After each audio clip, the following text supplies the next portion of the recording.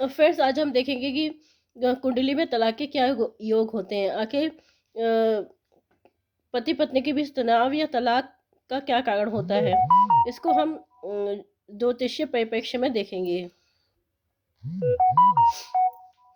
Friends, एक famous philosopher हुए थे सुकरात। अ, उनका कहना था कि by all means marry, if you get a good wife you will become happy, if you get a bad one you will become a philosopher. तो friends, उनका कहना ये था कि अगर आपको शादी ज़रूर करनी चाहिए। अगर आपको अच्छी वाइफ मिलती है तो आपकी लाइफ अच्छी होगी। अगर आपको अच्छी वाइफ नहीं मिलती है तो भी आप फिलोसफर बन जाएंगे। मीन्स तो भी अपॉर्चुनिटी है आपके लिए, आगे स्कोप है। तो फ्रेंड्स, मेरा भी ऐसा मानना है कि व्यक्ति को शादी ज़रूर करनी चाहिए, क्योंकि कुछ चीज़ें हैं जो सिर्फ शादी के बाद ही आपको समझ में आती हैं। या फिर आप एस्ट्रोलॉजी के माध्यम से भी अगर देखें तो आपकी बॉडी में 7 चक्र होते हैं, और जो कि जागृत होते हैं, डिपेंड करता है आपके पिछले जन्म के कर्मों के आधार पे। तो उनको शादी के बाद भी आप कुछ चक्र हैं जो शादी के बाद एक्टिव होते हैं। तो आपके पास शादी के बाद बहुत स्कोप होता है, बहुत कुछ लाइफ में करने का, अगर आपको पार्टनर का साथ मिल जाए और आप अगर उसे पॉजिटिवली लेते हैं तो। बस आपका नज़रिया पॉजिटिव होना चाहिए। लड़ाई झगड़े हर जगह होते हैं, लेकिन अगर प्रॉब्लम है तो उसे सॉल्व कर लीजिए, बातों से बातें करके, एक दूसरे से डिस्कस करके उन चीज़ों को सॉल्व किया जा सकता है। आपका नज़रिया पॉजिटिव होगा तो आपके बीच लड़ाई झगड़े तो होंगे, लेकिन समय जो तलाक तक नौबत नहीं आएगी। अब देखिए कि दास जी का नाम तो आपने सुना होगा। वो शादी के बाद उन्होंने रामायण की रचना की। मोदी जी हैं, शादी के बाद पीएम बने, है ना? तो काफ़ी स्कोप है। मेरी बात को आप सीरियसली लें, मैं क्या कहना चाह रही हूँ।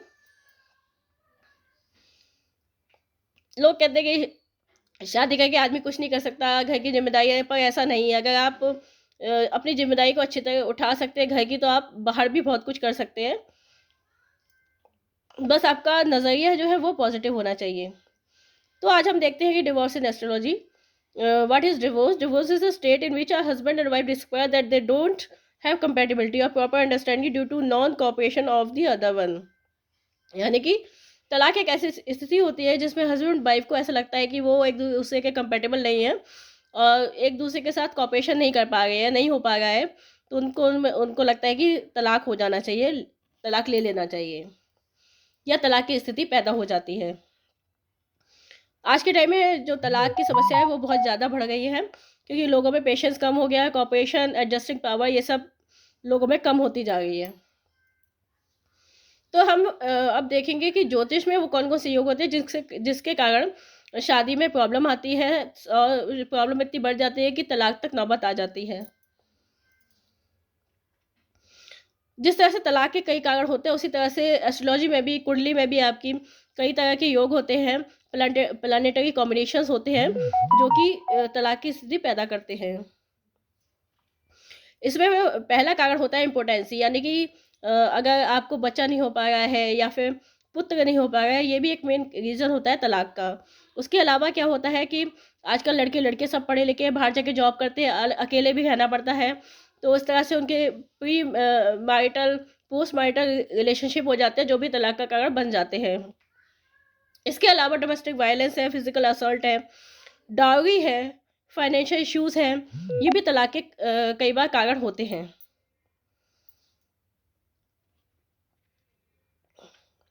अब वो जो विवाह में जो समस्याएं हैं, जो झगड़े हैं, वो इस स्थिति में पहुंच जाते हैं कि तलाक की स्थिति बन जाती है। तलाक या अलगाव। आजकल बहुत से कपल ऐसे हैं जो बिना शादी के भी साथ रह रहे हैं, तो उनके बीच भी तनाव हो जाता है।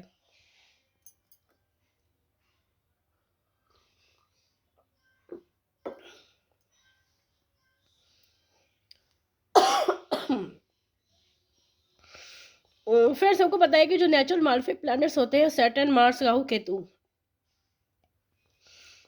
इनकी तलाक की स्थिति पैदा करने में महत्वपूर्ण भूमिका होती है। इसके अलावा सन भी कभी कभी तलाक का कारण हो सकता है, पर वो अकेला तलाक नहीं करवा सकता है। जब तक कि वो खुद मालफिक स्थिति में ना हो, यानी कि बहुत कमजोर स्थिति में ना हो, उस पर मालफिक इन्फ्लुएंस भी हो, उसका कनेक्शन आपके 7th हाउस से भी हो। फ्रेंड्स, हम जानते हैं कि जो शादी का मेन हाउस होता है वो 7th हाउस होता है। सेकंड और 11th हाउस उसके सपोर्टिंग हाउस होते हैं। इसके अलावा 8th house, 12th house, 5th house, 4th house भी का भी कनेक्शन शादी से होता है। 12th हाउस आपको पता है बैड प्लेसेस का है, 5th हाउस लव अफेयर्स का है, 4th हाउस परिवार का है।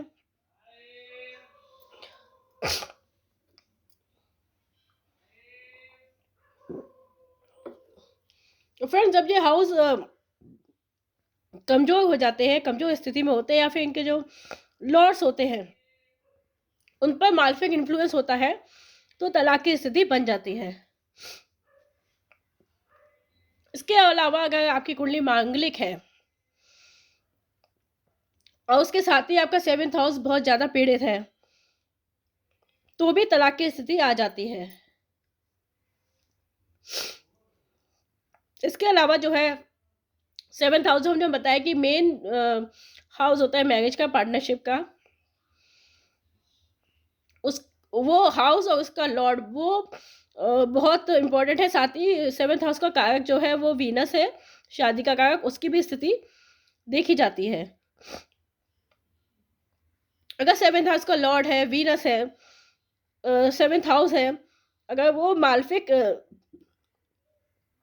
इन्फ्लुएंस में होते हैं, अफ्लिक्टेड होते हैं, तो सेपरेशन हो सकता है।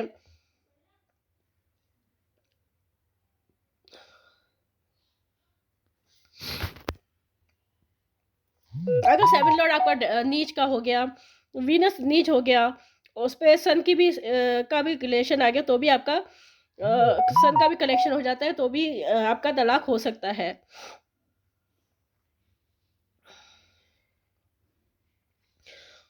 जब भी 7th house, 7th Lord, Venus, Mars, ये जो है पाप कर्ताई में आ जाते हैं, इन पे मालफिक इन्फ्लुएंस बढ़ जाता है।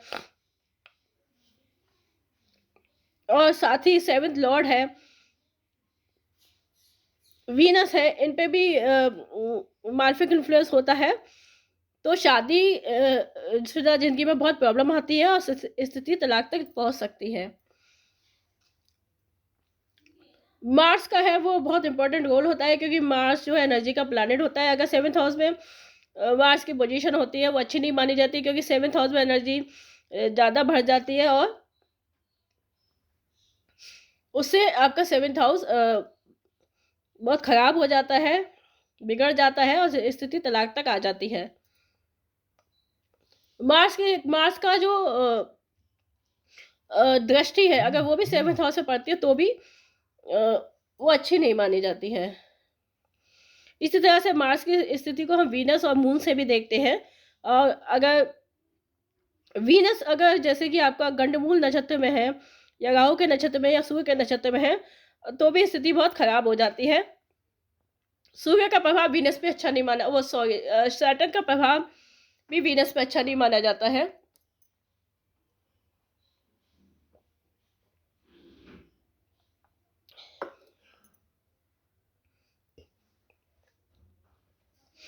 सेवंथ हाउस में जितना ज्यादा दुष्प्रभाव होगा, उतना ज्यादा तलाक की संभावना ज्यादा रहती है।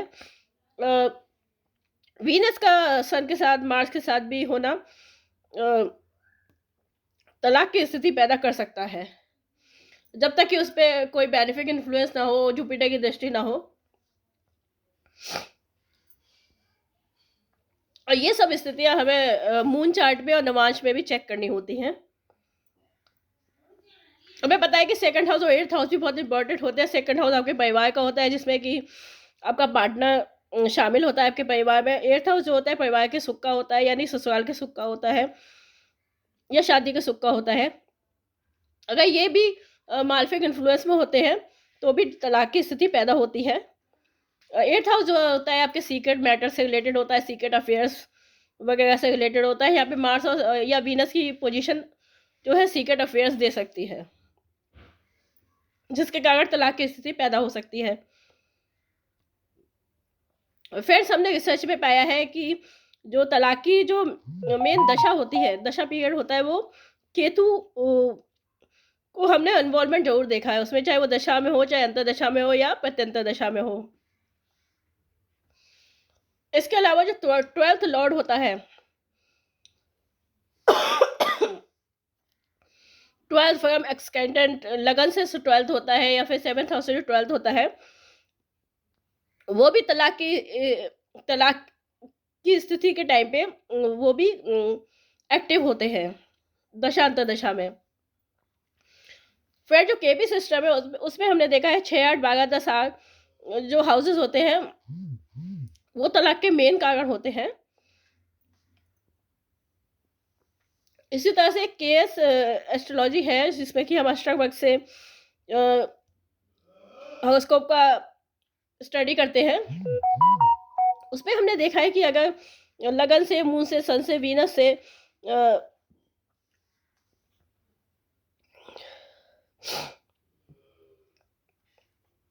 जो 7th हाउसेस के पॉइंट्स में ज़्यादा डिफरेंस होता है, तो भी तलाक की स्थिति पैदा हो जाती है।